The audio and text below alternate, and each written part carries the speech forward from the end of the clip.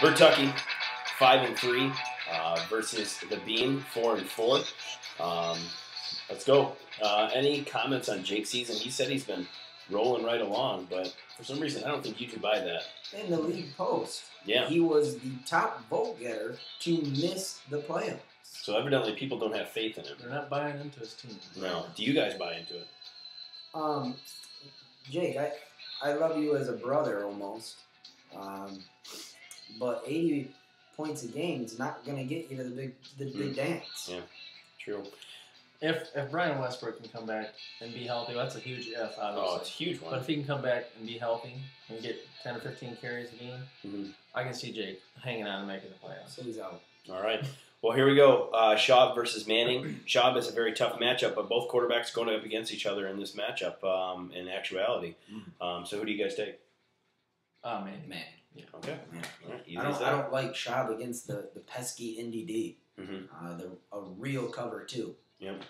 And then we go to the running backs. Brian Westbrook, who's questionable, against Kevin Smith, who's questionable. Turner versus Thomas. Thomas looked good on Monday night. Turner also looked good on Monday night.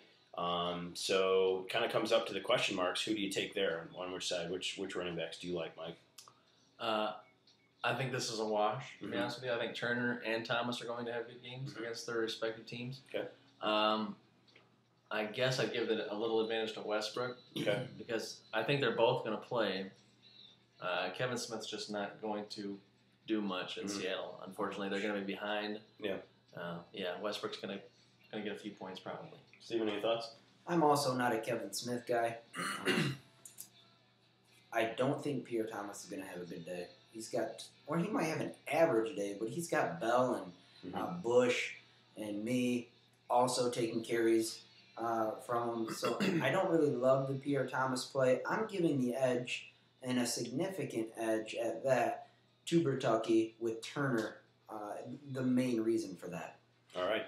We go to the wide receiver things, and I'll be honest with you here, in looking at these matchups, I'm going to try to be as unbiased as possible. I think both of these teams have the best wide receivers in the games right now that are in fantasy. Deshaun Jackson. Unreal. Deshaun Jackson's been just tremendous all year long, and honestly, Vincent Jackson's been just as good. But the big question marks there is Bean's wide receivers have not put together a complete game yet, all three at the same time. So who do you guys like in these matchups? Burtucky's wide receivers or Beans?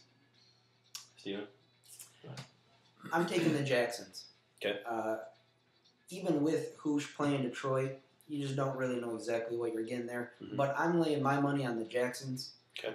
If, as you stated earlier, the Beans receivers have not played a good game yet, why would they start? Yeah. I'm going to put my money where the production has been, and I'm taking the Jacksons. Okay.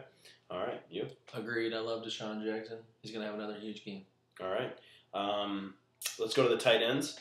Greg Olsen versus Arizona, and then you've also got Todd Heap, who's got a big Q next to his name against Cincinnati. The better matchup there, really, not by much, but goes to Todd Heap if he plays. But what, you guys have any additional thoughts on tight ends here? No. It's kind of a boring tight end matchup. Yeah, I would agree with that. Bengals versus Baltimore, Giants versus San Diego. Both teams. Baltimore doesn't really, honestly, it's kind of surprising. Baltimore doesn't give up a lot of points to opposing defenses. San Diego gives up about 4, but the Giants have just looked terrible recently. Giants have been bad. So against Rivers. Any additional thoughts there? They don't have any good special teams play. No ability to return a kick. Yeah. No, I agree with that. I'll give the advantage to the Bengals on this one with the probably like a return pick 6, something like that against Flacco. All right. Well, looking at this, ESPN has predicted the Beans to win 117-94.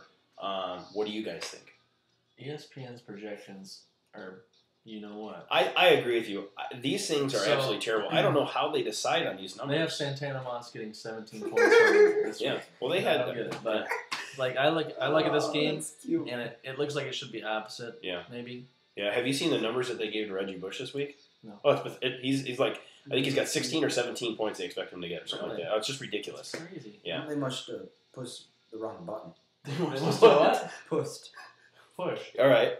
Well, let's move on. So, who do you guys have? I'm going to go with Burtucky in a semi-close game. Upset. Yeah, I'm going to go 95, 91, something like that. Steve?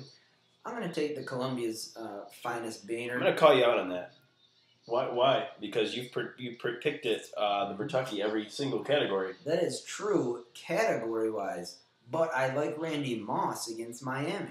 Okay. So as a whole, yes, your wide receivers don't ever play good the same week, but you also have big play guys, and it's going to be Randy Moss. Kind of like how he beat his opponent last week by one guy doing well. Yeah. On his whole roster, That's one true. guy did well. That's all it takes, Dougie. No, you're absolutely right. All right, I'm going to take the Bean in a must-win here for him. I'm afraid if he loses one more game, it might be bad news for him. Tim. But anyway, that's it for this matchup. Any other closing thoughts on this one? Dan's going to kill Steven the next time he sees him.